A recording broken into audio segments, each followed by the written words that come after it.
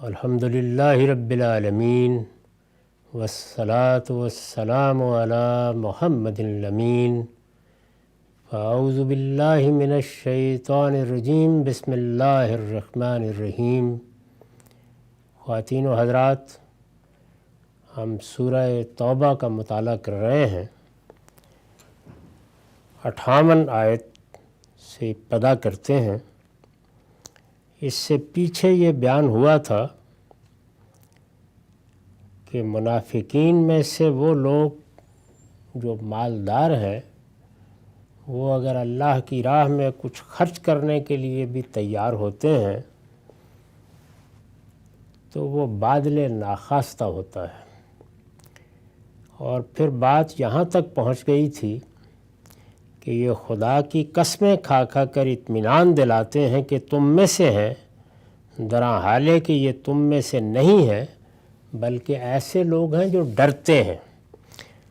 اور میں نے عرض کیا تھا کہ یہ جو کہا ہے کہ یہ ڈرتے ہیں، تو اس کا مطلب یہ ہے، یعنی اس بات سے ڈرتے ہیں کہ تم سے الگ ہو گئے تو اسی انجام کو پہنچا دیے جائیں گے جو اس سے پہلے کفار و مشرکین اور یہود و نصارہ کے لیے بیان ہو چکا ہے۔ پیچھے بتا دیا گیا ہے کہ اب اللہ کا فیصلہ صادر ہو رہا ہے، اس میں اب مشرکین کو یہ انجام بھگتنا ہے، یہود و نصارہ کے لیے یہ انجام ہے، یہ بیان ہو چکا۔ تو فرمایا کہ انہیں بھی اسی بات کا اندیشہ ہے کہ اگر ان کا نفاق کھل گیا تو وہی کچھ ان کے ساتھ بھی کیا جائے گا۔ اللہ کا قانون اپنے ہاں کوئی استثناء نہیں رکھتا، جو قاعدے ضابطے اس کے اندر موجود ہیں وہ سب کے لیے یکساں ہیں۔ یہ ہوں تو ان کے لیے بھی، یہود و نصارہ ہیں تو ان کے لیے بھی، مشرکین ہیں تو ان کے لیے بھی۔ اور پھر آخر میں یہ کہا تھا کہ اگر یہ کوئی ٹھکانہ، کوئی غار یا کوئی گھس بیٹھنے کی جگہ پا لیتے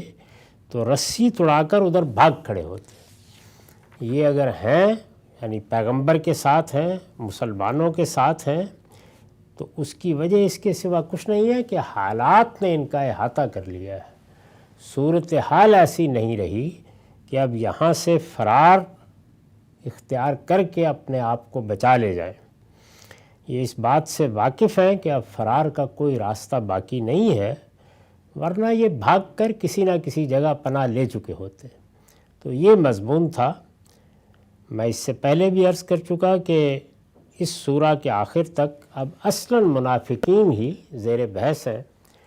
چنانچہ انہی کے بارے میں اب آگے کا مضمون شروع ہوتا ہے۔ ارشاد فرمایا ہے کہ وَمِنْهُمْ مَنْ يَلْمِزُكَ فِي الصَّدَقَاتِ، ان میں ایسے بھی ہیں پیغمبر جو صدقات کی تقسیم کے معاملے میں تم پر عیب لگاتے ہیں۔ یعنی رسالت بآپ صلی اللہ علیہ وسلم کی قیادت میں جو نظم قائم ہو گیا تھا، اس میں ظاہر ہے کہ اب تمام صدقات، زکوٰۃ یہ ریاستی کے پاس آتے تھے، اور پھر رسالت بآپ صلی اللہ علیہ وسلم ہی نظم اجتماعی کی ضرورتوں کے لیے ان کو خرچ کرتے تھے۔ یہ دنیا میں مسلمہ ہے کہ جب بھی کوئی ریاست قائم ہوگی تو ریاست کا نظم چلانے کے لیے لوگ ہی اپنا سرمایہ فراہم کریں گے، اس لیے کہ یہ انہی کی ضرورتوں کے لیے قائم کی جاتی ہے۔ یہ بات اس سے پہلے بھی کئی بار واضح کی جا چکی ہے کہ ریاست کا نظم اصلاً انسان کی اس ضرورت سے پیدا ہوا ہے کہ ایک دوسرے کو اختیار کے سوء استعمال سے بچایا جائے۔ مطلب یہ ہے کہ انسان چونکہ اپنے آپ کو خود حدود میں نہیں رکھ پاتا، اس لیے بارہ ایسا ہوتا ہے کہ جرائم پیشہ لوگ دوسروں کی زندگی تنگ کر دیتے ہیں، ان کے حقوق تلف کرتے ہیں، ان کی جان مال آبرو کے لیے خطرہ بن جاتے ہیں۔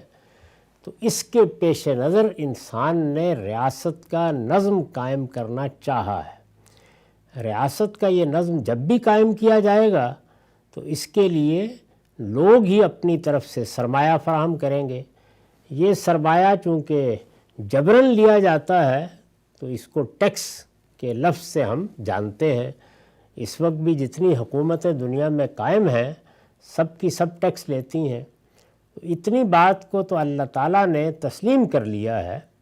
کہ یہ ادارہ اگرچہ انسان نے اپنی ضرورتوں کے لیے قائم کیا ہے، لیکن انسان کی جان، مال اور آبرو کو حرمت حاصل ہے، تو یہ بات تو مان لی گئی ہے کہ اگر اس ادارے کو قائم رہنا ہے تو اس کو یہ حق ملنا چاہیے کہ یہ کچھ نہ کچھ رقم لازماً لوگوں پر عائد کرے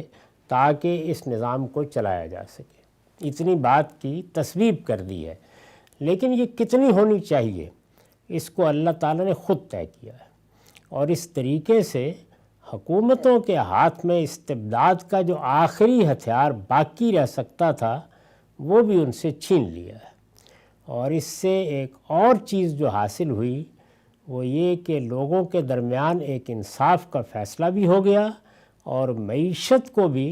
جس طریقے سے یہ نظام درہم برہم کرتا ہے اس کا راستہ بھی مسدود ہو گیا۔ تو اللہ تعالیٰ نے جو ریاست کا حق خود طے کیا ہے وہ وہی ہے جس کو ہم زکوٰۃ کے لفظ سے ادا کرتے ہیں۔ یہ بات بھی بتائی جا چکی ہے کہ زکوٰۃ صرف 2.5% نہیں ہے، یہ مال اور بچت میں 2.5% ہے، یہ پیداوار کے معاملات میں 5, 10 اور 20% تک ہے۔ تو اس لیے اگر اس کو صحیح طریقے سے لگایا جائے، صحیح طریقے سے استعمال کیا جائے تو ریاست کی ذمہ داریوں کے لیے یہ اللہ کا فیصلہ ہے، اس کی برکات کا اندازہ نہیں کیا جا سکتا۔ رسول اللہ صلی اللہ علیہ وسلم کی قیادت میں جو حکومت قائم ہوئی وہ حکومت الہیہ تھی، اس میں ظاہر ہے کہ کسی اور ٹیکس کو لگانے کا کوئی سوال ہی نہیں تھا،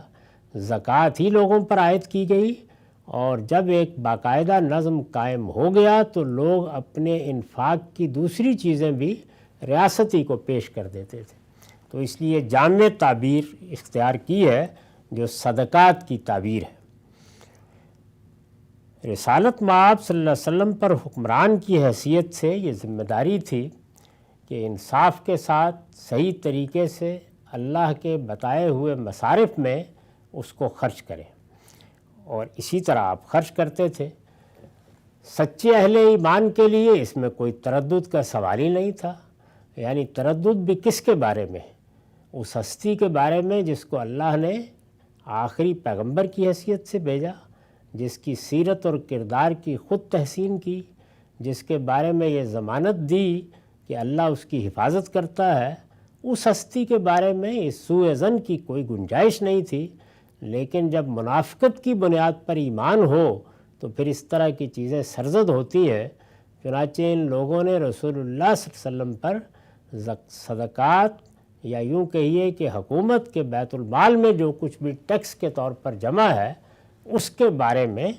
کچھ باتیں کرنی شروع کیں اور کچھ عیب لگانے شروع کیے۔ اب یہ اس کو لیا ہے، فرمایا ان میں ایسے بھی ہیں اے پیغمبر جو صدقات کی تقسیم کے معاملے میں تم پر عیب لگاتے ہیں۔ میں اس سے پہلے عرض کر چکا کہ صدقات کا لفظ ذرا عموم میں استعمال کیا ہے، یعنی صرف زکوٰۃ کا لفظ استعمال نہیں کیا، لیکن ان میں ظاہر ہے کہ زکوٰۃ بھی شامل ہے۔ اس پر حاشیہ ہے، ان میں زکوٰۃ بھی شامل ہے مگر یہ لفظ اس کی نسبت عام ہے۔ استاذ امام لکھتے ہیں اس میں وہ تمام عطایا شامل ہیں جو بنیت اجر و ثواب دیے جائیں، یعنی لوگ زکوٰۃ بھی حکومتی کو دیتے تھے اور دوسرے عطایا بھی، انفاق میں جو چیزیں وہ سمجھتے تھے کہ وہ لوگوں کے لیے دی جانی چاہیے وہ بھی حکومتی کے سپرد کر دیتے تھے۔ معاف کیجیے۔ عام اس سے کہ وہ زکوٰۃ کا مال ہو یا انفاق و تبرع کی نوعیت کا کوئی اور مال، لوگ اپنے کفارے میں بھی چیزیں ادا کرتے تھے۔ اسی طرح سے جب انفاق کی عمومی دعوت دی جاتی تھی تو اس میں بھی ریاستی کے پاس روپیہ جمع کراتے تھے۔ جنگ و جدال کے موقع پر بھی جو تبرعات ہوتے تھے وہ ریاستی کے پاس آتے تھے۔ تو زکوٰۃ بھی اور لوگوں کے اس نوعیت کے انفاق اور تبرع کے اموال بھی، عام اس سے کہ وہ زکوٰۃ کا مال ہو یا انفاق و تبرع کی نوعیت کا کوئی اور مال، چونکہ اسی انفاق سے آدمی کے ایمان کی صداقت اور پختگی واضح ہوتی ہے، اس وجہ سے اس کو صدقہ کہتے ہیں۔ یعنی یہ لفظ صدقہ استعمال ہوتا ہے، ہمارے ہاں تو اردو میں اس کا مفہوم بہت مختلف ہو گیا، لیکن قرآن مجید کی زبان میں یا عربی زبان میں یہ اس معنی میں استعمال نہیں ہوتا۔ زکوٰۃ بھی صدقہ ہے، تبرع کے دوسرے اموال بھی صدقہ ہیں، اور اس کو صدقہ کہنے کی وجہ یہ ہے جس کی اصل صدق ہے، یعنی یہ لفظ جو ہے یہ اسی صدق سے بنا ہے جس کی روح قول و فعل کی کامل مطابقت اور رسوخ و استحکام ہے۔ یعنی مطلب یہ ہے کہ انسان جب اپنے باطن اور ظاہر میں ہم آہنگی پیدا کرتا ہے تو اپنا کمایا ہوا مال دل کی آمادگی کے ساتھ اللہ کی بارگاہ میں پیش کرتا ہے، اور اس طرح گویا اپنی صداقت کا ثبوت فراہم کرتا ہے، تو اس مال کو بھی صدقہ کہا جاتا ہے۔ تو ارشاد فرمایا کہ ان میں ایسے بھی ہیں جو صدقات کی تقسیم کے معاملے میں تم پر عیب لگاتے ہیں۔ اس کے بعد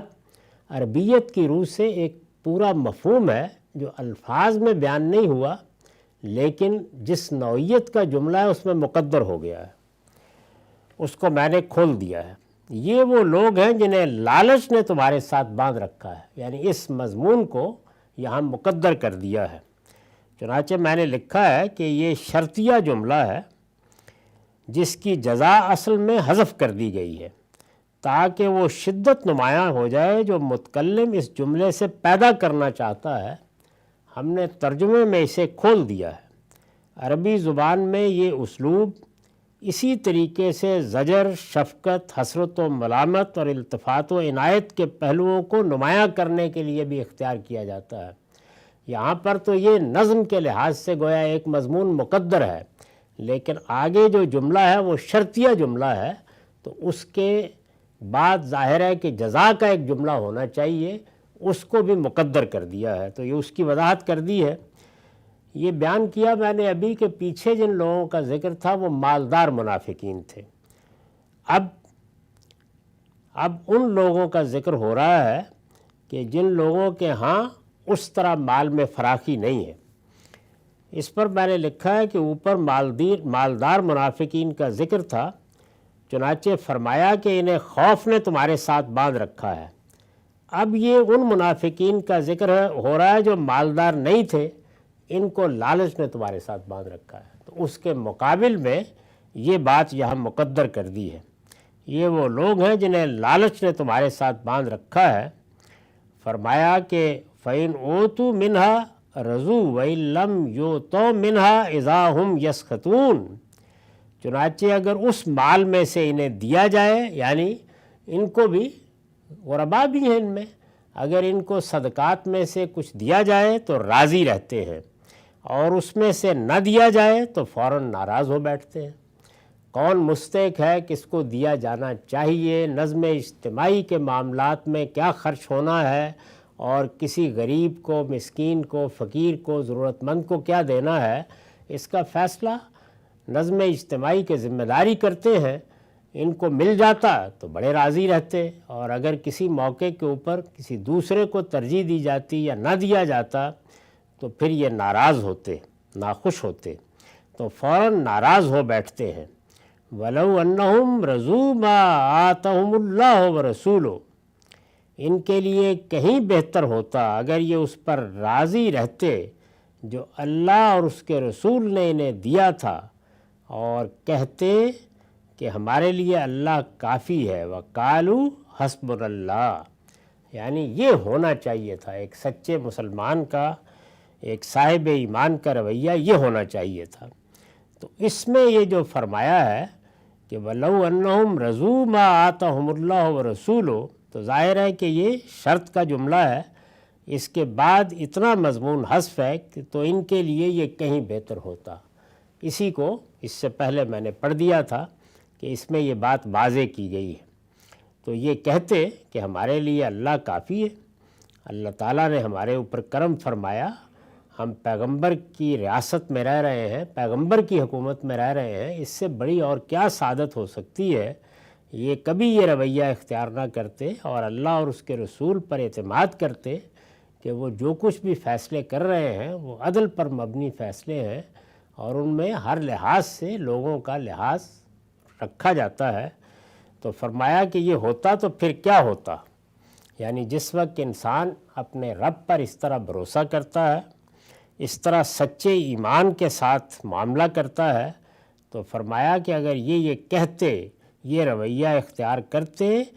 تو کیا ہوتا، سَيُؤْتِينَ اللَّهُ مِنْ فَضْلِهِ وَرَسُولُهُ، اللہ آگے اپنے فضل سے ہم کو بہت کچھ دے گا اور اس کا رسول بھی۔ یہ ان کا ایمان کا کلمہ پھر ہوتا، یعنی ان کے اندر سے یہ آواز نکلتی کہ ہمارے لیے اللہ کافی ہے، اور اعتماد ہوتا کہ اللہ اپنے فضل سے ہمیں دے گا، اس کا رسول بھی دے گا، اور یہ کہتے کہ اِنَّا إِلَى اللَّهِ رَاغِبُونَ، ہمیں تو اللہ چاہیے، یعنی ہم نے ایمان قبول کیا ہے تو ہم اس میں کیوں تردد میں مبتلا ہوں، ہم کسی مال کے لیے نہیں آئے تھے، اللہ نے کرم فرمایا کہ ایک ریاست قائم ہو گئی ہے، ایک حکومت کا نظم ہے، اللہ کا رسول اس کو چلا رہا ہے، تو یہ اللہ کا فضل، اللہ کی عنایت ہے، یہ اللہ نے ہم پر کی۔ آج اگر کسی چیز سے محروم ہوئے ہیں تو کل اللہ کرم فرمائے گا، تو یہ رویہ ان کا ہوتا۔ تو یہ پوری بات ہی گویا ان کے باطن کو نمایاں کر رہی ہے، اور یہ بتا رہی ہے کہ سچے اہل ایمان معاملات کو کس طرح دیکھتے ہیں، کس نگاہ سے دیکھتے ہیں، اور کیا طریقے اختیار کرتے ہیں۔ تو دیکھیے کس خوبصورتی کے ساتھ واضح کیا، چنانچہ اگر اس مال میں سے انہیں دیا جائے تو راضی رہتے ہیں، اور اس میں سے نہ دیا جائے تو فوراً ناراض ہو بیٹھتے ہیں۔ ان کے لیے کہیں بہتر ہوتا اگر یہ اس پر راضی رہتے جو اللہ اور اس کے رسول نے انہیں دیا تھا، اور کہتے کہ ہمارے لیے اللہ کافی ہے، اللہ آگے اپنے فضل سے ہم کو بہت کچھ دے گا، اور اس کا رسول بھی، ہمیں تو اللہ چاہیے۔ یہ بہت ہی خوبصورت تعبیر ہے ایک بندہ مومن، سچے بندہ مومن کے اندر سے کیا چیز ہے کہ جو اس کو پا برجا رکھتی ہے، وہ اصل میں یہی چیز ہے کہ ہمیں تو اللہ چاہیے، یعنی یہ در حقیقت اللہ کی طرف رغبت، اللہ کی محبت، اللہ پر اعتماد، اللہ کے رسول پر اعتماد، یہ اس کا ایسا خوبصورت اظہار ہے کہ گویا ایمان کیا چیز ہے اور نفاق کیا چیز ہے، ان کو بالکل برابر کر کے رکھ دیا ہے، اور یہ بتایا ہے کہ اس طرف سے اسے دیکھ لو اور اس طرف سے اسے دیکھ لو، واضح ہو جائے گا، رویوں ہی سے واضح ہو جائے گا کہ ایمان کا رویہ کیا ہوتا ہے اور نفاق کا رویہ کیا ہوتا ہے۔ یہ تو گویا ان کے طرز عمل پر تبصرہ تھا، یعنی یہ بتانا مقصود تھا کہ یہ ایمان کے منافی حرکتیں کیوں ہو رہی ہیں، اس کا سبب کیا ہے، اس میں باطن کس طرح ظاہر پر اثر انداز ہو رہا ہے، تو اس کو کھول دیا ہے گویا۔ اس کے بعد جو اصل سوال تھا اس کا جواب دیا ہے۔ بات کیجیے۔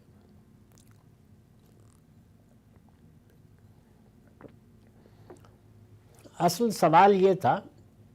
کہ یہ لوگ پیغمبر پر عیب لگاتے ہیں، یعنی اب نوبت یہاں تک آ گئی ہے کہ اللہ کے آخری رسول کے بارے میں بھی یہ طرح طرح کی باتیں بناتے ہیں، اور یہ باور کراتے ہیں کہ ہمیں ان سے انصاف نہیں مل رہا۔ اس سے آپ اندازہ کیجئے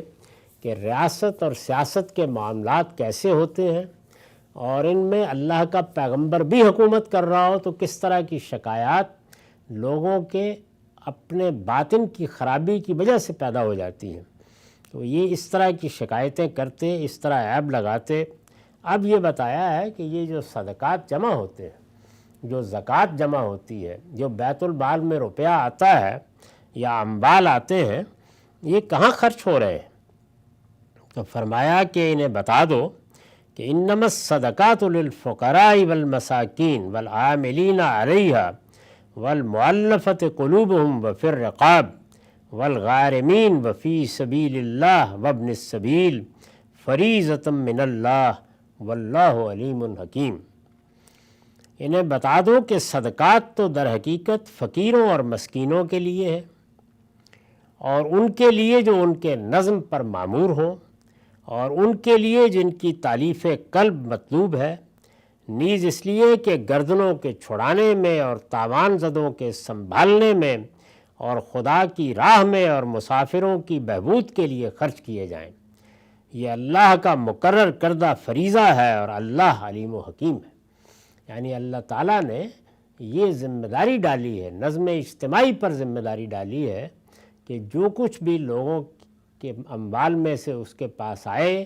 وہ اللہ کے مقرر کردہ اموال ہوں، جیسے کہ زکوٰۃ ہے، یا لوگ اپنا مال اپنی مرضی سے دیں، اپنی رضامندی سے دیں، اس کو کہاں خرچ ہونا چاہیے، تو یہ بتا دیا کہ جن مصارف میں یہ خرچ ہو رہا ہے، یعنی اللہ کے پیغمبر کے پاس جو کچھ بھی آتا ہے وہ کہاں جاتا ہے۔ ایسا نہیں ہے کہ اس میں کوئی اقربا نوازی ہو رہی ہے یا ایک کو بے محابہ دیا جا رہا ہے، دوسرے کے ساتھ زیادتی ہو رہی ہے، اس طرح کی کوئی چیز نہیں ہے۔ ان کے مصارف یہ ہیں، ان جگہوں پر وہ خرچ ہوتا ہے۔ تو اس پر اب ایک بڑا تفصیلی نوٹ ہے، کیونکہ یہی وہ مصارف ہیں جو زکوٰۃ کے معاملے میں بالعموم ہمارے فقہا بھی زیر بحث لاتے ہیں۔ یہ بات تو واضح ہو گئی کہ یہاں جو ذکر ہوا ہے تو یہ بیان مصارف کے لیے نہیں ہوا، اصلاً یہ ان کے جواب کے لیے ہوا ہے۔ یعنی سیاق یہ ہے، نظم یہ کہہ رہا ہے کہ انہوں نے عیب لگایا تو گویا بتا دیا گیا کہ یہ تمہارے لیے نہیں ہے، تم بھی اگر کسی وقت مستحق ہوتے ہو تو تمہیں بھی ملتے ہیں، لیکن ایسا نہیں ہے کہ یہ تمام اموال پیغمبر کی ثوابدید ہے کہ وہ تمہاری جھولی میں ڈال دیں۔ ان کے مصارف طے ہیں، وہ انہی میں خرچ کیے جاتے ہیں۔ یہ تمام مصارف وہی ہے کہ جو اچھا نظم اجتماعی قائم ہو تو اس کے پیش نظر ہوتے ہیں۔ اللہ تعالیٰ نے ان کو یہاں بیان کر دیا، یہ بتا دیا کہ جب خود اللہ تعالیٰ کی حکومت زمین پر قائم ہوئی تو اس وقت بھی یہی مصارف تھے جو اختیار کیے گئے، اور اس سے ہمیں یہ رہنمائی بھی مل گئی کہ زکوٰۃ یا صدقات یا بیت المال میں جو کچھ جمع ہوتا ہے اصل میں اس کو ان مدات میں خرچ ہونا چاہیے۔ مطلب یہ ہے کہ بیت المال میں جو صدقات جمع ہوتے ہیں وہ ان مصارف کے لیے خاص ہیں جو نظم اجتماعی کی ضرورتوں اور ذمہ داریوں کے لحاظ سے پیدا ہوتے ہیں۔ مصارف کی اصل کیا ہے؟ جس طرح دین میں کوئی بھی اگر حکم دیا جائے تو ایک فقیہ یہ طے کرنے کی کوشش کرتا ہے کہ اس کی حقیقت کیا ہے۔ اسی کو ہمارے ہاں مناط یا علت سے تعبیر کیا جاتا ہے، یعنی حکم کس چیز پر مبنی ہے۔ وہ ظاہر ہے کہ کوئی متعین منضبط عقلی مقدمہ ہوتا ہے جس پر کوئی حکم منحصر کر کے دیا جاتا ہے۔ تو یہ بتایا گیا ہے یہاں پہ کہ نظم اجتماعی قائم ہوا ہے تو اس کی ضرورتیں بھی ہوں گی، اور نظم اجتماعی قائم ہوا ہے تو کچھ ذمہ داریوں کو ادا کرنے کے لیے قائم ہوا ہے، ان ذمہ داریوں کو ادا کرنے کے لیے روپے کی ضرورت بھی پڑے گی۔ تو اس کے مصارف کے لیے جو حقیقت ہے وہ یہی ہے، یعنی وہ کہاں خرچ ہونے چاہیے، نظم اجتماعی کی ضرورتوں اور ذمہ داریوں کے لحاظ سے۔ یہ تو اصولی بات ہوئی۔ اب ظاہر ہے کہ اس کی جب تفصیل کی جائے گی تو اطلاق ہوگا، یعنی کن کن جگہوں پر خرچ کیے جائیں یا کیے جا رہے ہیں۔ تو بتایا گیا ہے کہ اللہ کے پیغمبر کے ذریعے سے یہ ان جگہوں پر خرچ ہو رہے ہیں۔ تو ارشاد فرمایا کہ انہیں خدا نے اپنے علم و حکمت سے مقرر فرمایا ہے، لہٰذا صدقات انہی میں تقسیم ہو سکتے ہیں۔ یعنی اللہ تعالیٰ نے اپنے پیغمبر کی رہنمائی کی ہے، ان کے پاس حکومت کا نظم ہے، تو وہ اللہ تعالیٰ کی رہنمائی میں صدقات کو، زکوٰۃ کو ان مصارف میں صرف کر رہے ہیں، لہٰذا یہ تمہاری مرضی پر تمہارے جھولی میں نہیں ڈالے جا سکتے۔ یہ مال کے حریص ناخواندہ مہمانوں کے لیے نہیں ہے اور نہ ان کی خواہشوں کے مطابق تقسیم کیے جا سکتے۔ یعنی یہ جواب ہے جو دیا ہے کہ اگر تم مال کے لالچ میں اکٹھے ہوئے ہو تو اب تمہاری مرضی پر یہ تمہیں نہیں دیے جا سکتے، اور نہ تمہاری خواہش کے مطابق ان کی تقسیم ہو سکتی ہے۔ جو اللہ نے اپنے پیغمبر کی رہنمائی فرمائی ہے اسی کی روشنی میں تقسیم ہوگی۔ جو مصارف بیان ہوئے ہیں، یعنی پورے مصارف بیان کر دیے، بتا دیا ہے کہ یہ کہاں کہاں خرچ ہوتے ہیں، اور ظاہر ہے کہ اس میں یہ پیغام ہے کہ یہ یہیں خرچ ہونے چاہیے، ان کے مصارف یہی ہونے چاہیے، یہ بھی بتا دیا ہے۔ آیت میں جو مصارف بیان ہوئے ہیں ان کی تفصیل یہ ہے، یعنی وہ کیا مصارف ہیں۔ ایک اچھا نظم اجتماعی مسلمانوں کی حکومت اگر قائم ہوتی ہے اور اس کے پاس ہماری زکوٰۃ ہے، اس کے پاس ہمارے صدقات ہیں، تو اس کو کن مصارف میں لگانا چاہیے۔ اب ایک ایک کی تفصیل ہے۔ فقراء و مساکین کے لیے، اس سے خود واضح ہو گیا کہ سب سے بڑھ کر جن لوگوں کا خیال رکھنا چاہیے نظم اجتماعی کو، وہ اصل میں غرباء، فقراء، مساکین ہیں، جو زندگی کی دوڑ میں پیچھے رہ جائیں، اپنے آپ کو خود نہ سنبھال سکیں، تو اس طرح معاشرے کی اولین ذمہ داری کو بھی بیان کر دیا ہے۔ فقراء و مساکین کے لیے فقیر کا لفظ اس شخص کے لیے بولا جاتا ہے جو اپنی معیشت کے لیے دوسروں کی مدد کا محتاج ہو۔ یہ غنی کا مقابل ہے اور ہر قسم کے حاجت مندوں کے لیے عام ہے۔ ضرورت مند، فقیر کا مطلب ہے ضرورت مند، یعنی وہ جو کسی چیز کی احتیاج رکھتا ہے۔ مسکین اس کے مقابل میں سخت ہے۔ مسکنت کے لفظ میں عاجزی، درماندگی، بے بسی اور بیچارگی شامل ہے۔ اس اعتبار سے مسکین اسے کہا جائے گا جو عام حاجت مندوں کی بنسبت زیادہ خستہ حال ہو۔ وہ ہر طرح کے لوگوں کا احاطہ کر لیا کہ عام ضرورت مند بھی جو ہو سکتا ہے کہ کہیں آ کے کسی جگہ کے اوپر لوگوں سے تقاضا نہ کرتے ہوں، اور وہ بھی کہ جن کو دیکھ کر ہی اندازہ ہو جاتا ہے کہ ان کی خستہ حالی معاشرے کی توجہ کا ان کو مستحق بناتی ہے، تو ایسے سب لوگوں پر یہ خرچ کیے جائیں گے، خرچ کیے جا سکتے ہیں۔ یعنی جو کچھ بھی نظم اجتماعی کے پاس ہے اس کا اولین مصرف یہی ہے۔ العاملین علیہ یعنی ریاست کے تمام ملازمین کی خدمات کے معاوضے میں۔ العاملین علیہ کا مطلب ہے جو لوگ اس نظم کو چلانے پر مامور ہیں۔ یعنی یہ سارا کا سارا نظم جو چل رہا ہوتا ہے وہ ہوتا کیا ہے؟ وہ یہی ہوتا ہے کہ ٹیکس جمع کیا جاتا ہے اور پھر اس کو صحیح مصارف میں خرچ کیا جاتا ہے، اور اس طرح ریاست کا نظم چلایا جاتا ہے۔ تو اس وجہ سے العاملین علیہ کا جو ترجمہ میں نے کیا ہے وہ یہ ہے، اور ان کے لیے جو ان کے نظم پر مامور ہوں، یعنی وہ لوگ کہ جو یہ سارا نظم چلا رہے ہیں جس میں صدقات اکٹھے بھی ہوتے ہیں اور پھر اس کے بعد ان کو آگے مختلف ضرورتوں کے لیے خرچ بھی کیا جاتا ہے۔ یعنی ریاست کے تمام ملازمین کی خدمات کے معاوضے میں، اس لیے کہ ریاست کے تمام ملازمین در حقیقت عاملین علی اخذ الضرائب و ردہا الی المصارف ہی ہوتے ہیں۔ ریاست کس چیز کا نام ہے؟ اسی چیز کا نام ہے کہ لوگوں کے اموال حاصل کیے جاتے ہیں، ان کو ایک جگہ جمع کیا جاتا ہے۔ ایک تو ان کو لینے کا نظم ہے، اور پھر ریاست کی ذمہ داریوں کو ادا کرنے کے لیے، حکومت کا نظم چلانے کے لیے ان کو خرچ کرنے کا نظم ہے۔ تو دو ہی چیزوں کا نام ہے۔ تو قرآن نے یہ نہایت عمدہ تعبیر اختیار کی ہے اور اس طرح بتا دیا ہے کہ ریاست کی ذمہ داری میں جو لوگ بھی خدمات انجام دیتے ہیں، جیسے پولیس کی خدمات ہیں، فوج کی خدمات ہیں، یا اور ضروری خدمات جو کچھ بھی ریاست میں ادا کرنی لازم ہوتی ہیں، ایسے ہی عدلیہ ہے، تو یہ سب ان کی خدمات کے معاوضے میں خرچ کیے جا سکتے ہیں۔ متصدقین یا اس طرح کے بعض دوسرے الفاظ کے بجائے قرآن نے یہ لفظ اسی مدعا کو ادا کرنے کے لیے اختیار کیا ہے۔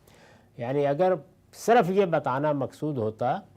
کہ وہ لوگ کے جو ٹیکس کلیکشن کا کام کرتے ہیں تو زیادہ موزوں لفظ متصدق تھا، وہ نہیں اختیار کیا۔ العاملین علیہ کا لفظ اختیار کر کے پورے نظم کو گویا اس کے احاطے میں لے لیا ہے کہ یہ سب پر خرچ ہو سکتے ہیں۔ المؤلفۃ قلوبہم یعنی اسلام اور مسلمانوں کے مفاد میں تمام سیاسی اخراجات کے لیے، جہاں پر ریاست کے لیے، دین کے لیے، حکومت کے لیے، مسلمانوں کے معاشرے کے لیے، ان کی بھلائی کے لیے کچھ لوگوں کے دلوں کو پھیرنا مقصود ہو اور وہاں خرچ کرنا پڑے، اس کو میں نے سیاسی اخراجات سے تعبیر کیا ہے۔ یعنی اسلام اور مسلمانوں کے مفاد میں تمام سیاسی اخراجات کے لیے۔ رسول اللہ صلی اللہ علیہ وسلم کے زمانے میں بھی یہ معلوم ہے کہ وہ لوگ کہ جو سرحدوں پر تھے اور جن سے خطرہ ہوتا تھا کہ اگر انہیں کوئی مال نہ ملا تو وہ دوسری حکومتوں سے مال لے کر مسائل پیدا کر دیں گے، ان پر خرچ کیے جاتے تھے۔ اس سے اندازہ کر سکتے ہیں کہ زکوٰۃ صدقات کی جو مدات بیان ہو رہی ہیں وہ اصل میں کوئی چیریٹی نہیں ہے، بلکہ نظم حکومت کی ذمہ داریوں کو ادا کرنے کے لیے جو ضرورتیں ہیں وہ سب یہاں بیان ہو رہی ہیں۔ یہ بحث ابھی جاری ہے، ہمارا وقت ختم ہو گیا۔ اقول قولی ھذا واستغفر اللہ لی ولکم ولسائر المسلمین۔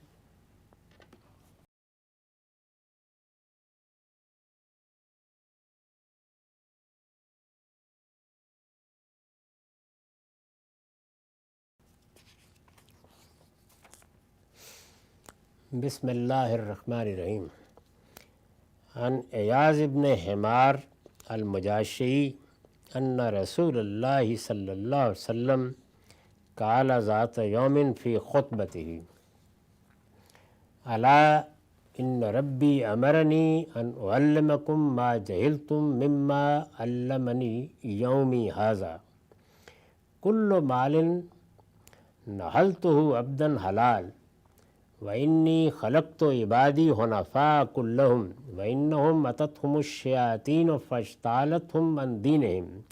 وحرمت علیہم ما احللت لہم وامرتہم ان یشرکوا بی ما لم انزل بہ سلطانا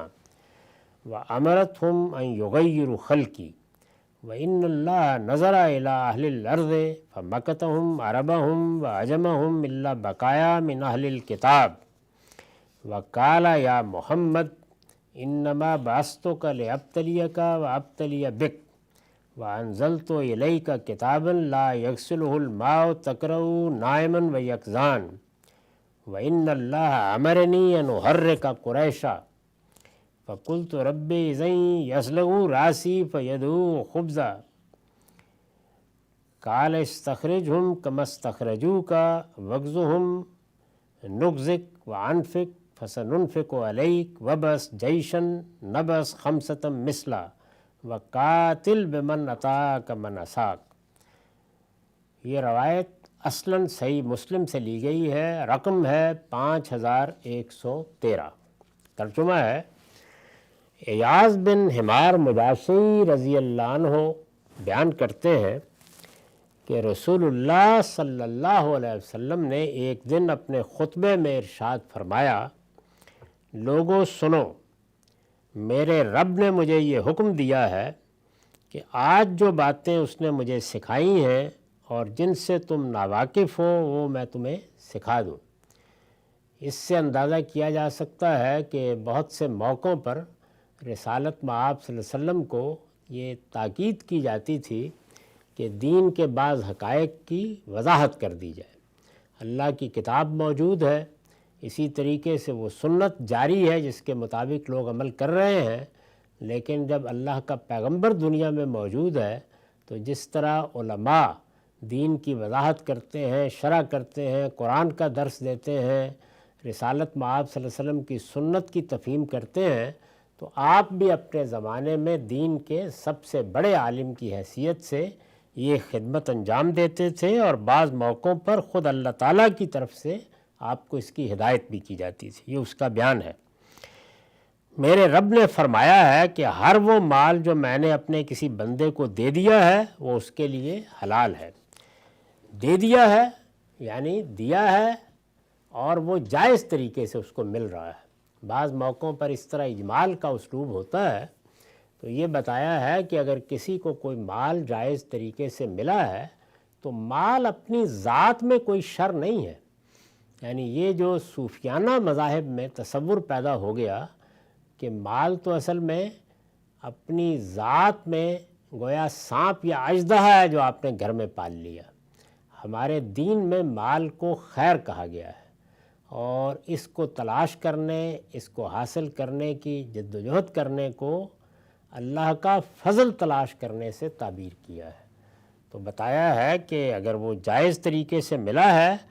تو پھر اس طرح کے لوگوں کی بات پر جو آ کر یہ بتائیں کہ اچھا تم نے اتنا مال جمع کر لیا اور یہ صورت ہو گئی اور تمہارے پاس ایسا غنا ہے اور تمہارے تو قافلے جاتے ہیں، جس طرح کے رسول اللہ صلی اللہ علیہ وسلم کے بعد یہ بحثیں مدینے میں پیدا ہو گئی تھیں، تو آپ نے یہ فرمایا کہ اللہ تعالیٰ کہتے ہیں کہ اگر کوئی مال جائز طریقے سے آیا ہے، وہ زمین ہے، جائیداد ہے، وہ سونا ہے، چاندی ہے، اور اس میں اللہ کے حقوق صحیح طریقے سے ادا ہو رہے ہیں، تو وہ حلال ہے۔ یعنی اس کے بارے میں کوئی غلط تصور قائم کرنا یا اسے سانپ اژدہا سمجھنا یا یہ خیال کرنا کہ اس کی طرف رغبت تو اصل میں دینداری کے خلاف ہے، یہ بالکل غلط ہے۔ میرے رب نے فرمایا ہے کہ ہر وہ مال جو میں نے اپنے کسی بندے کو دے دیا ہے وہ اس کے لیے حلال ہے، اور میں نے اپنے سب بندوں کو حق کی طرف رجوع کرنے والا بنا کر پیدا کیا ہے۔ یعنی کوئی انسان بھی جب پیدا ہوتا ہے تو یہ بتایا کہ وہ اپنی پیدائش یا اپنی خلقت کے وقت کوئی شیطان نہیں ہوتا، وہ اللہ تعالیٰ کا خیر کو چاہنے والا بندہ ہی ہوتا ہے۔ ہر انسان کی فطرت وہی ہے جو اسلام کی فطرت ہے، یعنی بندہ صحیح اعتدال کے ساتھ تمام حقوق کو ادا کرے اور جو اس کی خواہشات اور رغبات ہیں ان کو حدود آشنا رکھے، اسی فطرت پر پیدا ہوتا ہے۔ لیکن پھر کیا ہوتا ہے؟ فرمایا کہ سب بندوں کو حق کی طرف رجوع کرنے والا بنا کر پیدا کیا ہے، لیکن پھر شیاطین نے ان کے پاس آ کر ان کے دین سے انہیں پھیر دیا۔ یعنی اگر گرد و پیش سے غلط چیزیں سامنے نہ آتیں، ترغیبات نہ ہوتیں، جو جنوں میں شیاطین ہیں اور انسانوں میں شیاطین ہیں وہ بری روایات پیدا کر کے وسوسے نہ ڈالتے، طرح طرح کے فلسفے نہ بیان کرتے، بری صحبت انسان کو نہ ملتی، کبھی گھر سے، کبھی خاندان سے، کبھی دائیں سے بائیں سے، تو ایسا نہ ہوتا کہ لوگ حق کے بجائے باطل کی طرف جانے والے بن جاتے۔ فرمایا اور میں نے اپنے بندوں کے لیے جن چیزوں کو حلال کیا ہے انہوں نے وہ ان کے لیے حرام کر دیں، اور ان کو ترغیب دی کہ میرے ساتھ ان کو شریک ٹھہرائیں جن کے لیے میں نے کوئی دلیل نہیں اتاری ہے۔ یعنی یہ جو شرک لوگوں کے اندر پیدا ہوا، اسی طرح حرمت حلت کے بارے میں جو غلط تصورات پیدا ہوئے، جو طرح طرح کے فلسفے انسان کو سجھائے گئے، یہ ان شیاطین نے سجھائے ہیں، شیاطین جن بھی اور شیاطین انس بھی، انسانوں کے اندر بھی اور ان کے اندر بھی۔ اس طرح گویا یہ بتا دیا ہے کہ انسان اپنی اصل فطرت کے لحاظ سے کوئی لوح سادہ نہیں ہے، وہ تو خیر لے کر آیا ہے، تاہم اس کے اوپر جو تحریر معاشرہ لکھتا ہے وہ بعض اوقات اپنے اندر شیطنت بھی لے آتی ہے۔ تو فرمایا کہ یہ شرک کی ترغیب، حلال و حرام کے بارے میں غلط رویوں کی ترغیب، اور اس طرح ترغیب دی کہ میری بنائی ہوئی ساخت کو تبدیل کر دیں، یہ سب چیزیں در حقیقت شیاطین کی سجائی ہوئی ہیں۔ اس پر میں نے لکھا ہے کہ یہ جو کہا ہے کہ میری بنائی ہوئی فطرت کو تبدیل کر دیں، تو مطلب ہے کہ فطرت کو مسخ کر لیں، چنانچہ توحید کے بجائے شرک کے علمبردار بن جائیں، پھر اسی کے تحت وہ سب چیزیں اختیار کر لیں جو فطرت کی تبدیلی کے حکم میں ہے، مثلا رہبانیت، یہ بھی فطرت کے خلاف ہے، برہم چرچ یعنی یہ فیصلہ کر لینا کہ ہم تو کوئی بیاہ نہیں کریں گے، کوئی گھر نہیں بسائیں گے، یہ بھی فطرت کے خلاف ہے، عورتوں کا مرد اور مردوں کا عورت بننا، اور اس طرح کی دوسری خرافات۔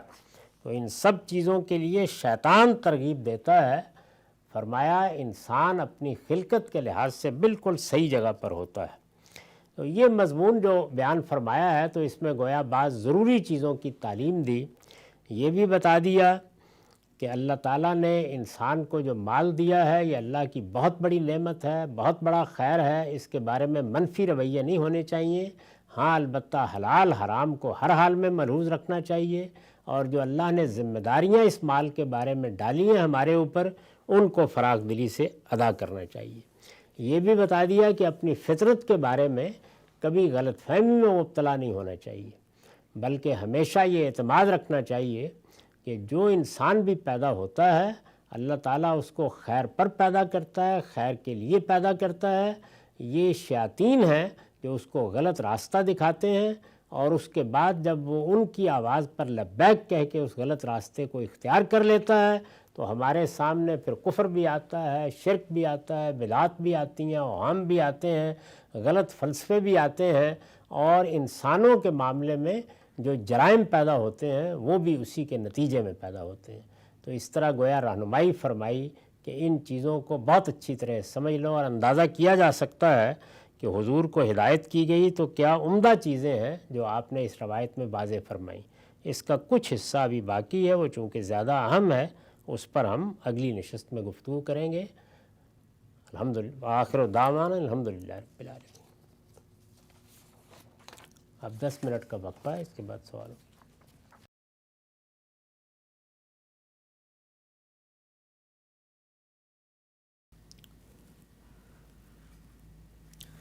بسم اللہ الرحمن الرحیم۔ السلام علیکم۔ غامدی صاحب کے ساتھ ہفتہ وار سوال و جواب کی براہ راست نشست کو لے کر ڈیلس امریکہ غامدی سینٹر سے حاضر خدمت ہیں۔ آغاز کرتے ہیں۔ غام سے بہت شکریہ آپ کے وقت کا۔ آج ابتدا میں جس موضوع پر میں آپ کی آراء کو جاننا چاہتا ہوں،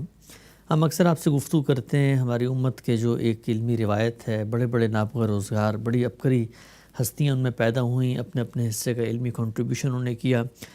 اس گفتگو کا ایک مقصد یہ بھی ہوتا ہے کہ ہماری جو نئی نوجوان نسل ہے وہ جانے کہ ہمارے وہ ماضی کی کیا ایک زندہ اور بڑی جاویداں علمی تاریخ ہے، اور ان باقر علماء سے بھی روشناس ہو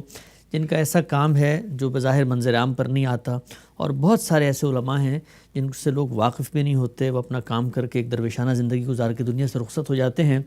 انہی شخصیات میں سے ایک بڑی اہم شخصیت ہے، ہر وہ آدمی جو حدیث اور روایت پہ کام کرتا ہے ان کے نام سے واقف ہوتا ہے، علامہ حبیب الرحمن کاندھلوی۔ علامہ حبیب الرحمن کاندھلوی کی کتابیں، ان کا کام لوگوں کے سامنے ہے۔ میں جاننا چاہوں گا کہ آپ کیسے دیکھتے ہیں ان کے اس پورے کنٹریبیوشن کو، کب ان سے متعارف ہوئے، اور ان کی جو علمی کنٹریبیوشن ہے اس پر آپ کی کیا رائے ہے؟ میرے نزدیک تو ہر وہ شخص جو تعصبات سے بالاتر ہو کر دین پر کوئی کام کرتا ہے، دین کی کوئی خدمت انجام دیتا ہے، وہی حقیقت میں دین کا سچا خادم ہے۔ جس وقت ہم کسی علم میں کچھ تعصبات پیدا کر لیتے ہیں یا پہلے سے طے کر لیتے ہیں کہ ہمیں فلاں چیز کے بارے میں کوئی رائے نہیں قائم کرنی، یا اس معاملے میں اگر ہم کوئی حقیقت بھی دیکھ لیں گے تو ہمیں اس کی تعویل ہی کرنی ہے، وہ اپنے لیے علم کا سچائی تک پہنچنے کا دروازہ بند کر لیتے ہیں۔ تو ایسے لوگ تاریخ کا مطالعہ کرنے سے معلوم ہوتا ہے ہر طبقے میں پیدا ہوتے رہتے ہیں جو اس طرح کے تعصبات کو توڑ دیتے ہیں، اپنے آپ کو ان چیزوں سے بلند کر لیتے ہیں، اور یہ کوشش کرتے ہیں کہ وہ سچائی کو جانیں، اس کی تحقیق کریں۔ روایتیں ہیں تو ان کے بارے میں، قرآن مجید کی تفسیر ہے تو ان کے بارے میں جو کچھ بھی صحیح بات ہے اس تک پہنچنے کی صحیح کریں۔ اس وقت بھی جتنے لوگ دین کی خدمت کر رہے ہیں، آپ ہر طبقہ فکر میں دیکھیں گے آپ کو 2-4 ایسے لوگ مل جائیں گے۔ یہ صحیح ہے کہ زیادہ تعداد یہ کوشش کرتی ہے کہ ان کے ہاں جو روایت قائم ہو گئی ہے وہ اس کے ساتھ وابستہ رہیں، اور جو کچھ بھی پہلے بزرگوں نے ان کو بتا دیا ہے اسی کو بیان کرتے رہیں۔ میں اپنی ذات میں اس کو بھی کوئی غلط چیز نہیں سمجھتا، اگر اس کے ساتھ دوسروں کے لیے اس حق کو تسلیم کیا جائے کہ وہ اگر صلاحیت رکھتے ہیں یا ذوق رکھتے ہیں اور وہ چیزوں کو اس کی اصل سے پہچان سکتے ہیں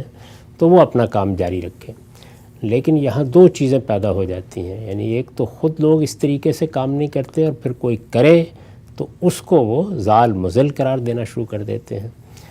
تاہم جس طرح کہ میں نے عرض کیا، آپ دیوبند کے علماء میں دیکھ لیں، بریلی کے علماء میں دیکھ لیں، اسی طریقے سے آپ اہل حدیث علماء میں دیکھیں، ہمارے ہاں جو پہلے لوگ رہے ہیں یا عالم عرب میں جو لوگ کام کر رہے ہیں ان میں بھی آپ دیکھیں تو ہر جگہ 2-4 لوگ آپ کو ایسے مل جائیں گے۔ انہی لوگوں میں ایک بڑی شخصیت مولانا حبیب الرحمن کاندھلوی صاحب کی بھی تھی۔ آپ دیکھیے کہ انہوں نے زیادہ تر ان موضوعات پر تحقیق کرنے کی صحیح کی جو لوگوں میں مذہب کی تعبیر بن چکے ہوئے تھے۔ ان میں آپ مہدی کے بارے میں روایات دیکھ لیں، آپ ان میں عام طور پر جو لوگ مختلف قسم کے تعصبات یا کچھ اس نوعیت کی چیزیں بیان کرتے ہیں جن میں اوہام کی ایک دنیا در آتی ہے، ان کو دیکھیں۔ ان کی جو بہت ہی زیادہ شہرت جس کتاب نے پائی وہ ان کی مذہبی داستانیں اور ان کی حقیقت ہے، اس کی تمام مجلدات کو دیکھیں تو یہ معلوم ہوتا ہے کہ ایک ایسا شخص ہے جو سچائی کے ساتھ حقیقت کو دریافت کرنا چاہتا ہے، مذہب کے معاملے میں وہ بات کہنا چاہتا ہے کہ جو ہر طرح کے تعصبات سے بالاتر ہو کر اس کے نزدیک حق ہے، اور اس کو صحیح استدلال سے پیش کرنا چاہتا ہے۔ اب اس کا ہرگز یہ مطلب نہیں ہوتا کہ اس نے جو طریقہ اختیار کیا ہے وہ ہر جگہ پر صحیح ہوگا۔ قرآن کی تعویل میں، کسی روایت کی تحقیق میں، ائمہ رجال کی آراء کے انتخاب میں، کسی روایت کے بارے میں فیصلہ کرنے میں یہ ممکن ہو سکتا ہے کہ مجھے یا آپ کو اس سے اختلاف ہو، خود میں ان کی بہت سی تحقیقات سے اختلاف رکھتا ہوں، لیکن میرے نزدیک جو ان کا اصلی کنٹریبیوشن ہے وہ یہی ہے کہ انہوں نے لوگوں میں یہ ذوق پیدا کیا کہ وہ ایسی تمام روایات، اور ظاہر ہے ہمارے ہاں ایک بڑا حصہ ان روایات کا ہے جو لوگوں کی زبان پر ہیں، جن کو واعظ عام طور پر بیان کرتے ہیں، انہی سے ساری کہانیاں، داستانیں لوگوں کے اندر رائج ہوتی ہیں۔ تو انہوں نے یہ کوشش کی کہ اس طرح کی چیزوں کے بارے میں لوگوں کے اندر ایک صحیح ذوق بھی پیدا کریں اور ان روایات کی تخریج کر کے ان کی حقیقت واضح کر کے ان کا پس منظر بتا کے یہ بھی بیان کریں کہ ان میں کتنی ضعیف چیزیں، کتنی موضوع چیزیں، کتنی داستان سرائی کی چیزیں ہیں جو درائی ہیں اور وہ اللہ کے پیغمبر کے نام پر پیش کی جاتی ہیں۔ تو زیادہ کام ان کا اسی دائرے کا ہے اور اس لحاظ سے بڑی قدر و قیمت کا حامل ہے۔ کتنے اوہام ہیں جن کا انہوں نے خاتمہ کر دیا، کتنی چیزیں ہیں جن کے بارے میں صحیح زاویہ نظر پیدا کر دیا، اور یہ بات کہ اگر کہیں انہوں نے غلطی کی ہے یا ان کی تحقیق میں کوئی خامی رہی ہے تو یہ غلطی اور تحقیق کی خامی بھی مہمیز کا کام کرتی ہے کہ دوسرے لوگ اب آ کے داد تحقیق دیں، اور اس طرح اگر ایک بات ان سے واضح نہیں ہوئی تو کوئی دوسرا آدمی واضح کرے۔ میں اسی اصول پر اپنے معاصرین بھی اور ان سے پہلے بھی جو بزرگ ہوئے ہیں ان سب کے کام کی قدر اور عزت کرتا ہوں۔ اس کا مطلب یہ ہرگز نہیں ہوتا کہ ہر چیز سے اتفاق کر لیا جائے، لیکن اگر بحیثیت مجموعی رویہ تحقیقی ہے، لوگوں کی رہنمائی تعصبات سے بالاتر ہو کر کی جا رہی ہے، ان کو یہ تعلیم دی جا رہی ہے کہ وہ چیزوں کو ان کی اصل میں دیکھیں، اور جو شخص یہ کام کر رہا ہے اس کے سامنے کوئی اصول ہیں، کوئی قاعدے ہیں، جس علم پر کام کر رہا ہے اس سے مناسبت رکھتا ہے، اس کی اہلیت رکھتا ہے، تو میرے خیال میں وہ قابل تحسین ہے، اس سے قطع نظر کہ میں اس سے اختلاف کروں یا آپ اختلاف کریں۔ ٹھیک۔ اچھا عام صاحب، آپ نے بتایا ان کا یہ جو بنیادی کام تھا اور اس کی افادیت اور اہمیت پہ بھی آپ نے روشنی ڈالی۔ ایک اور نقطہ واضح فرمائیے گا، ہمارے ہاں بالعموم جب اس طرح کا کوئی کام کیا جاتا ہے دوبارہ سے ریکنسٹرکٹ کرنے کا، ری لرن کرنے کا، ریویو کرنے کا، تو بظاہر بہت مخالفت کا سامنا کرنا پڑتا ہے اور سوسائٹی اور معاشرے میں آپ ایک طرح سے ایلین بن کے رہ جاتے ہیں۔ ہم نے یہ بھی دیکھا کہ ہمارے ہاں اس طرح کا جب بھی کوئی نیا کام سامنے آتا ہے تو علماء عام لوگوں کو بہت روکتے ہیں کہ اس کام کو نہ پڑھیں، اس سے دور رہیں، کیونکہ اس کے نتیجے میں جو ایک تصور قائم ہوا ہوا ہے اس کے بارے میں ایک تشکیک، ایک اضطراب کا جذبہ پیدا ہوگا۔ مجھے یہ بتائیے گا کہ یہ حوصلہ مندی آپ کے نزدیک خود اپنی ذات میں کس قدر قابل قدر ہے کہ اتنے بڑے معاشرے کے اندر ایک آدمی جس بات کو حق سمجھتا ہے اس کے لیے ڈٹ جاتا ہے، کھڑا ہو جاتا ہے، جو اس کو درست لگتا ہے وہ لکھتا ہے، چاہے اس کی جو بھی قیمت اس کو سوسائٹی میں ادا کرنی پڑے۔ اور یہ جو علماء بالعموم روکتے ہیں تو اس روکنے کا کیا کوئی اثر ہوتا ہے، روکنے کا کوئی فائدہ ہوتا ہے؟ اس سے کچھ نہیں ہوتا۔ جن لوگوں کو اللہ تعالیٰ نے یہ صلاحیت دی ہوتی ہے اس کے ساتھ حوصلہ بھی دیا ہوتا ہے، وہ یہ کام کر گزرتے ہیں۔ آپ سب لوگوں کو دیکھ لیں جنہوں نے یہ خدمات انجام دی ہیں۔ میں تو کبھی کبھی حیران ہوتا ہوں کہ ہمارے مولانا انور شاہ صاحب کاشمیری دیوبند میں بیٹھے ہوئے تھے، اور یہ معلوم ہے کہ وہاں کی علمی روایت کیا ہے۔ کوئی آدمی آسانی کے ساتھ یہ باور نہیں کر سکتا کہ بڑے بڑے مقدمات کے بارے میں ذرا مختلف زاویہ نظر وہاں بیٹھ کے کوئی آدمی بیان کر دے گا۔ لیکن آپ دیکھیے ان کے شروع دیکھیے، انہوں نے جب گفتگویں کی ہیں وہ دیکھیے، ان کے شاگردوں نے ہمیں جو علم ان کا پہنچایا ہے اس کو دیکھ لیں، اس میں بڑی غیر معمولی چیزیں، وہ بھی بالکل اسی طریقے سے بات کرتے ہیں۔ ہندوستان میں اور بہت سے لوگوں کے نام لیے جا سکتے ہیں۔ یہ بھی پچھلے دنوں ہمارے ایک دوست ذکر کر رہے تھے مولانا محمد حسن امروہی صاحب کا، ان کے بارے میں مولانا مناظر حسن گیلانی صاحب نے ایک تعارف بھی لکھا تھا کہ ہندوستان کا ایک مظلوم مولوی، تو ان کی بعض تحقیقات کی طرف اشارہ کر رہے تھے، تو مجھے بھی ان کی بعض چیزیں یاد آئیں۔ اس لیے ایسے بہت سے لوگ ہر طبقہ فکر میں پیدا ہوتے رہتے ہیں اور حوصلہ مندی کے ساتھ وہ کام کرتے ہیں، اس کو روکا نہیں جا سکتا۔ لیکن یہ بات کہ وہ عام لوگوں کا علم بن جائے، جو اصلاح کرنی پیش نظر ہے وہ فی الواقع ہو جائے، یہ اتنا آسان کام نہیں ہے۔ اس کے لیے آپ جانتے ہیں کہ اللہ کے پیغمبر بھی آتے رہے ہیں، تو سب سے بڑی رکاوٹ جو ان کے راستے میں آتی ہے وہ یہی ہے کہ لوگ ان کی بات سن کے یہ کہتے ہیں کہ ما وجدنا علیہ آباءنا، یعنی ہمارے آباء کی روایت تو اس سے مختلف رہی ہے۔ تو آباء کی روایت علم میں بھی بعض اوقات ایسا تعصب پیدا کر دیتی ہے کہ عام طور پر لوگ اس کو سننے ماننے کے لیے تیار نہیں ہوتے۔ تاہم اللہ کی توفیق سے اپنا کام کرتے رہنا چاہیے۔ اللہ تعالیٰ کی بنائی ہوئی دنیا میں کچھ اللہ کی اسکیم ہی یہ ہے کہ اس میں زیادہ تعداد لوگوں کی روایت پرست ہوتی ہے، تحقیق کا ذوق کم لوگوں میں ہوتا ہے۔ چیزوں کو سننے، سمجھنے، اندر اترنے، ان کے اندر اتر کر کوئی صحیح بات جاننے کی صحیح، اور اس بات سے بے پرواہ ہو کر کہ لوگ کیا کہیں گے اور اس کا نتیجہ کیا نکلے گا اور اس کے نتیجے میں خود میرے ساتھ کیا ہوگا، بہت تھوڑے لوگ ہیں جو یہ ہمت کر پاتے ہیں۔ تو مولانا حبیب الرحمن کاندھلوی ایسی شخصیات میں سے تھے۔ آگے بڑھاتے ہیں ہم سب اس سلسلے کو۔ یہ بیان فرمائیے گا، ایک سوال عام طور پہ پوچھا جاتا ہے کہ اسلام اور روحانیت کا آپس میں کیا تعلق ہے. بہت بڑی تعداد ہے معاف کیجیے گا. یہ سوال عام طور پہ پوچھا جاتا ہے کہ اسلام اور روحانیت کا آپس میں کیا تعلق ہے. ایک بہت بڑی تعداد ہے مسلمانوں کی جو مذہب پر ایمان بھی لاتے ہیں, بظاہر شریعت پہ عمل بھی کرتے ہیں, لیکن ہمیشہ شکوہ کنہ رہتے ہیں کہ وہ جو ایک روحانی تسکین ہے, ایک اسپرچول اٹریکشن ہے,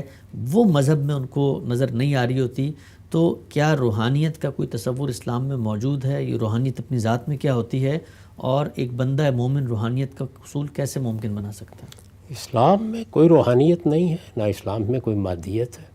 مادیت اور روحانیت دونوں اس دنیا کی چیزیں ہیں. یعنی اس دنیا میں اللہ تعالیٰ نے جس طرح مادہ پیدا کیا ہے اسی طرح نفس کو پیدا کیا ہے.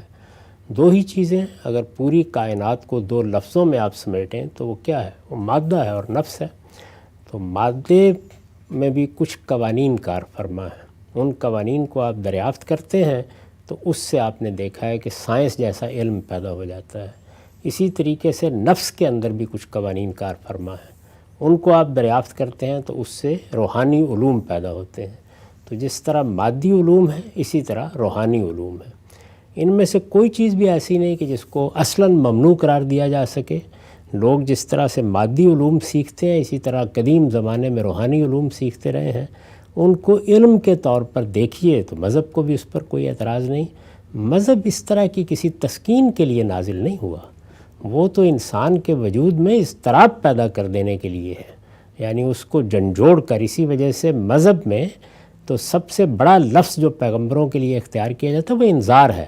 خبردار کرنا, بیدار کرنا, جھنجھوڑ دینا, لوگوں کو مضطرب کر دینا کہ وہ اس دنیا کی زندگی سے اوپر اٹھ کر اس زندگی کی طرف توجہ کریں جو زندگی موت کے بعد شروع ہونے والی ہے. تو مذہب کا بنیادی پیغام یہ ہے, یعنی وہ اس طرح کی کسی تسکین کے لیے نازل نہیں کیا گیا. وہ اس لیے نازل کیا گیا ہے کہ انسان کے ذہن میں جو بڑے سوالات پیدا ہوتے ہیں ان کا جواب دے, لوگوں کو زندگی کی حقیقت کے بارے میں بتائے, زندگی کی ابتدا اور انتہا کے بارے میں اللہ تعالیٰ نے جو علم دیا ہے اس سے انہیں آشنا کرے. یہ بتائے کہ اس دنیا کی زندگی کو اللہ نے ایک دوسری اسکیم پر بنایا ہے اور آنے والی دنیا ایک دوسری اسکیم پر بنائی جائے گی. پھر یہ بتائے کہ یہ ایک عارضی دنیا ہے, اس کے اندر تمہیں اپنی ساری صلاحیتیں صرف کر کے یہ کوشش کرنی ہے کہ تم اتنی پاکیزگی پیدا کر لو کہ اللہ کے فردوس کے لیے منتخب ہو سکو. اور اس انتخاب کے لیے انسان کو کیا چیزیں اپنانی ہیں, کن چیزوں سے اجتناب کرنا ہے, یہ مذہب کا موضوع ہے. مذہب کو اسی زاویے سے دیکھنا چاہیے, اسی زاویے سے اس کو پڑھنا چاہیے. وہ اپنے مقدمات میں ایک آخری درجے کی عقلی چیز ہے. اس کے استدلال کی بنیادیں بالکل وہی ہیں جو علم میں استدلال کی بنیادیں ہوتی ہیں, اور اس سے جو اطمینان انسان کو حاصل ہوتا ہے وہ عقلی اطمینان ہے. یعنی دل مطمئن ہو جاتے ہیں, انسان کا وجود مطمئن ہو جاتا ہے کہ ہر چیز اپنی صحیح جگہ پر بیٹھ گئی ہے, مجھے میرے سوالوں کا جواب مل گیا ہے, زندگی کی حقیقت مجھ پر واضح ہو گئی ہے, میری اپنی آگے کی منزل میرے لیے متعین ہو گئی. اب میں اس پر چلنے کی شرح کے بارے میں کسی اضطراب میں نہیں ہوں. اور یہ جو اللہ نے مجھے قرآن مجید کے ذریعے سے ایک بہت بڑی نعمت دی ہے, یہ اللہ کی وہ یاد دہانی ہے جس سے میرا دل مطمئن ہو گیا. یہی مدعا ہے اس آیت کا, الا بذکر اللہ تطمئن القلوب. یعنی یہ اللہ کی یاد دہانی یعنی قرآن مجید ہے جس کے فہم سے, جس کی بصیرت سے, جس کے اندر اترنے سے, جس کے اسرار کو جاننے سے آدمی کو حقیقی علمی اور عقلی اطمینان حاصل ہوتا ہے. یہ اطمینان بالکل اور ہے, اور روحانی تسکین بالکل اور چیز ہے. وہ تو آپ کو بعض دعاؤں سے بھی حاصل ہو جاتی ہے, لوگ عام طور پر کر ہی لیتے ہیں حاصل, نشے سے بھی حاصل ہو جاتی ہے. تو اس وجہ سے وہ دین میں زیر بحث ہی نہیں ہے. روحانیت کا لفظ, روحانیت کی اصطلاح یہ دین کے لیے ایک بالکل اجنبی چیز ہے. اس کو اس کی جگہ پر رکھ کر ایک علم اور فن کے طور پر اس کا مطالعہ کرنا چاہیے اگر کسی کو اس سے دلچسپی ہو. مذہب میں نہ یہ ہے, نہ مذہب کا اس سے کوئی تعلق ہے, نہ اس کا مذہب کے ساتھ کوئی تعلق ہے. ٹھیک ہے, ہم سے آپ نے واضح کیا کہ مذہب خالصتاً ایک فکری نوعیت کی چیز ہے جو آپ کے علم اور عقل کو متاثر کر کے استدلال کے ذریعے آپ کو کسی چیز پہ قائل کرتی ہے. لیکن کیا پھر مذہبی مقدمات کو مان لینے کے بعد انر سیٹسفیکشن کے لیے, اپنے اندرونی روحانی اطمینان کے لیے, اپنی جس کو آپ کہتے ہیں اسپرچول سول کی نرشنگ کے لیے, کیا کوئی پیرلل رستے اپنائے جا سکتے ہیں؟ مذہب کو کیا اس پر کوئی اعتراض ہوگا؟ یعنی میں اگر مذہب کے مقدمے کو مان لوں اور پھر اس کے بعد ان رستوں پہ جاؤں جس سے مجھے کوئی، جس کو آپ کہتے ہیں روحانی تسکین حاصل ہوتی ہے، تو اس سلسلے میں پھر مذہب کیا کہتے ہیں؟ جس طرح آپ کو کوئی جسمانی لحاظ سے اضطراب ہوتا ہے تو آپ ڈاکٹروں کے پاس جاتے ہیں،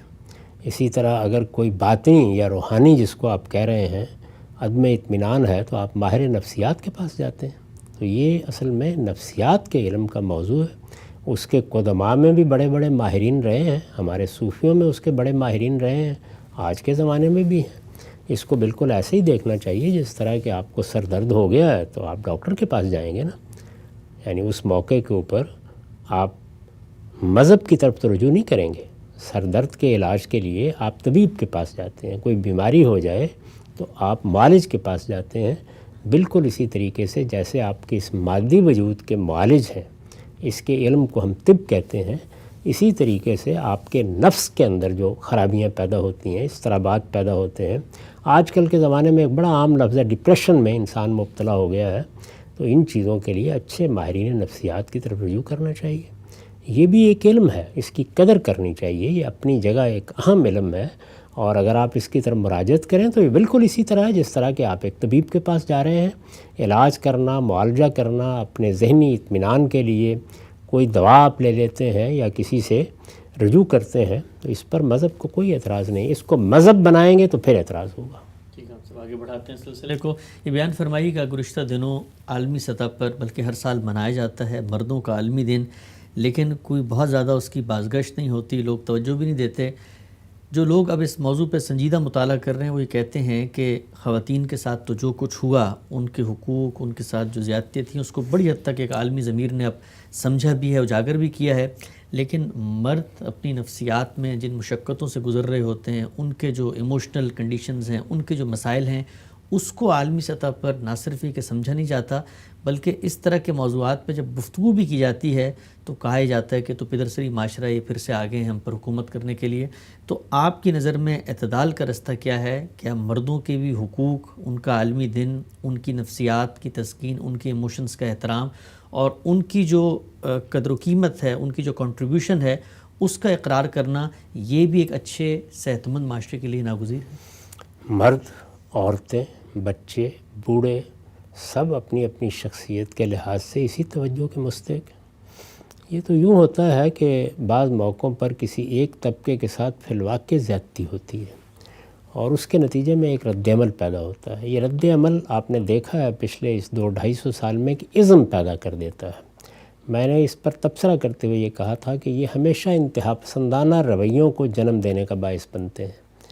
ہمارے پاس اللہ کا دین موجود ہے، اس نے پہلے ہی مرحلے میں ہمیں اللہ کی وہ ہدایت پہنچا دی ہے کہ جس میں ہر چیز کے لیے ایک متوازن زاویہ نظر دے دیا گیا ہے، یعنی مردوں کی کیا حیثیت ہے، ان کا کیا کنٹریبیوشن ہے، ان کے لیے ہمیں کیا جذبات رکھنے چاہیے، ان کی کیا ذمہ داریاں ہیں، ان کے کیا حقوق ہیں۔ اسی طرح عورتوں کی کیا نفسیات ہے، وہ کس مقام پر رہتی ہیں، ان سے متعلق کیا ذمہ داریاں ہیں، فطرت ان پر کیا ذمہ داریاں ڈالتی ہے، ان کے لحاظ سے ہمارا رویہ ان کے ساتھ کیا ہونا چاہیے، ان چیزوں کو بھی اللہ کی کتاب نے، اللہ کے پیغمبر نے واضح کر دی ہے۔ بچوں کے معاملے میں بھی اسی طرح، بوڑھوں کے معاملے میں والدین، آپ کو معلوم ہے کہ بڑھاپے کے حوالے سے بہت تفصیل کے ساتھ قرآن میں، حدیث میں زیر بحث آئے ہیں، باہمی تعلقات، روابط، اسی طریقے سے جو کچھ ہم کماتے کھاتے ہیں اس میں کس کا کتنا حصہ ہے، ہمارے مرنے کے بعد کیا معاملات ہوں گے، یہ سب رہنمائی اسی لیے کی گئی ہے تاکہ انسان اس طرح کے عدم توازن میں مبتلا نہ ہو۔ تو دنیا کے لحاظ سے تو اگر آپ دیکھیں تو یہ اچھی بات ہے کہ اگر عورتوں کے حقوق کے بارے میں آواز اٹھائی گئی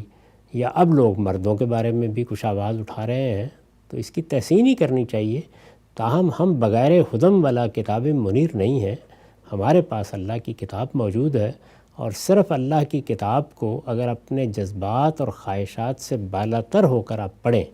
اور یہ جاننا چاہیں کہ اللہ تعالیٰ نے ہماری کیا رہنمائی کی ہے، تو میرے نزدیک ہمیں کسی ازم کی ضرورت پڑتی ہے، نہ اس طرح کی کسی مہم بازی کی۔ اتنا ہی کافی ہے کہ لوگوں کو دین کی صحیح دعوت پہنچائی جائے، دین کا صحیح علم دیا جائے۔ ہمیں تو اپنی پوری زندگی میں نہ شوہر کی حیثیت سے، نہ باپ کی حیثیت سے،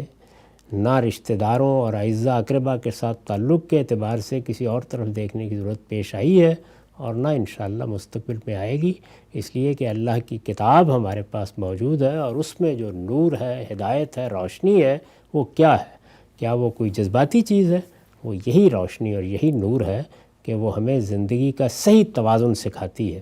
ہر چیز کی ٹھیک قدر و قیمت واضح کرتی ہے، ہر چیز کو اس کے صحیح محل پر رکھتی ہے۔ اسی کو ہمارے پروردگار نے اس طرح بیان کیا ہے کہ میں نے یہ عالم، یہ کائنات بنائی ہے تو اس میں ایک میزان رکھ دی ہے اور اس سے تمہیں یہ سبق دیا ہے کہ اللہ تطغوا فی المیزان، تم بھی اللہ کے اس توازن میں کوئی خرابی نہ پیدا کیا کرو۔ تو یہ تعلیم ہے جس کو اگر آپ اپنے سامنے رکھیں تو اس میں کوئی اندیشہ نہیں ہے کہ آپ غلطی کا شکار ہوں گے، لیکن جب لوگ اس تعلیم کو نظر انداز کر دیتے ہیں، بغیر ہدم والا کتاب منیر زندگی بسر کرتے ہیں، تو اس میں وہ عدم توازن وجود میں آ جاتا ہے جس کی شکایت عورتیں کرتی رہی ہیں، اور اس سے آپ نے دیکھا کہ فیمنزم کی تحریک اٹھ کھڑی ہوئی، اور جس کی شکایت مرد بھی کرتے ہیں اور بہت سے معاملات میں بجا طور پر کرتے ہیں۔ اب اس میں دونوں ہی طریقے ہیں، ایک یہ کہ آپ مختلف انتہائیں اختیار کر کے وہی جو جدلیات ہے اس سے کوئی سنتھسس یا امتزاج پیدا کریں، اور یہ جو صحیح و خطا کا طریقہ ہے اس میں اپنا وقت ضائع کرتے رہیں، اور یا یہ ہے کہ اللہ کی کتاب کی طرف رجوع کریں، اس کی رہنمائی کو قبول کریں، وہ نور اور وہ ہدایت اس سے پائیں، اس کے بعد کوئی ضرورت ہی نہیں رہتی کسی اور چیز کی طرف آنکھ اٹھا کر دیکھنے کی۔ یہ بڑھاتے ہیں آپ سب اس سلسلے کو۔ آخری سوال آج کی نشست کا، یہ بیان فرمائیے گا، لوگوں کے ذہن میں اکثر اس سوال آتا ہے کہ نماز ہم ادا کرتے ہیں، نماز کی حقیقت کیا ہے، وہ سب کچھ سمجھ میں آتا ہے، لیکن نماز کے جو اعمال ہیں ان میں بعض نمازوں میں آپ بآواز بلند ہم تلاوت کرتے ہیں اور بعض میں وہ خاموشی کے ساتھ کی جاتی ہے، تو یہ تلاوت ہے نماز کے اندر، جماعت کی نماز میں، اس میں یہ جہری اور سری کا جو ایک فرق رکھا گیا ہے، کیا اس کی کوئی حکمت ہے، اس کی کوئی علت ہے، کوئی ریزن ہے؟ اور اصولی سوال کی طرف بھی نشاندہی فرمائے گا کہ ان طرح کی چیزوں کے اندر کیا ہمیں اتر کے یہ کوئی ایسا ہمارے پاس زاویہ بھی ہے کہ ہم یہ فیصلہ کر سکیں کہ یہ مقصد کیا ہے ان چیزوں کا؟ نہیں، کوئی حرج کی بات نہیں، ظاہر ہے کہ اللہ تعالیٰ یا اللہ کے پیغمبر نے جو بات بھی کی ہے وہ مبنی بر حکمت ہے، لیکن حکمت کے بعض پہلو عقلی ہوتے ہیں، بعض پہلو منطقی ہوتے ہیں، بعض پہلو حسی ہوتے ہیں اور بعض پہلو ذوقی ہوتے ہیں۔ تو یہ ذوقی پہلو ہے، یعنی عام طور پر آپ کوئی شعر شاعری کی مجلس منعقد کریں، موسیقی کی مجلس منعقد کریں، کوئی لطافت کی چیز زیر بحث ہو تو اس کے لیے رات کا وقت ہی پسند کیا جاتا ہے۔ یہ جو ظہر اور عصر کی نمازیں ہیں وہ چونکہ دن کی سرگرمیوں میں ہوتی ہیں، کاروبار میں ہیں، آپ ملازمتوں پر ہیں، بھاگتے دوڑتے آئے ہیں، تو اس میں جو تلاوت ہے وہ سری رکھی گئی ہے۔ رات کا وقت چونکہ آرام کا اور ایک طرح سے خاموشی کا وقت ہوتا ہے، اور اس وقت ہی آپ اچھی آواز سے کوئی چیز پڑھی جائے تو سنتے بھی ہیں، ہنس بھی اٹھاتے ہیں،